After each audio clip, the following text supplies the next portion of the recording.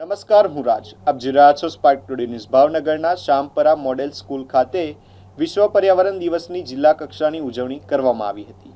કેન્દ્રીય રાજ્યમંત્રી નીમુબેન બાંભણિયાની અધ્યક્ષતામાં યોજાયેલ કાર્યક્રમમાં પર્યાવરણ સંરક્ષણ અને વૃક્ષારોપણનો સંદેશ આપવામાં આવ્યો હતો. એક વૃક્ષ એક સંકલ્પ અભિયાન હેઠળ વધુમાં વધુ વૃક્ષો વાવવા અને તેનું જતન કરવાની અપીલ કરવામાં આવી હતી. આ પ્રસંગે ગ્રીન બેલ્ટ અભિયાનને પણ પ્રોત્સાહન આપવામાં આવ્યું છે. વિશ્વ પર્યાવરણ દિવસની આપ સૌને હાર્દિક અભિનંદન, શુભેચ્છાઓ પાઠવું છું.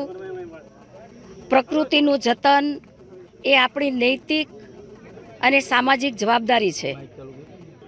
ત્યારે આજે ભાવનગર જિલ્લામાં શામપરા ગામમાં 551 વૃક્ષારોપણ કર્યું છે.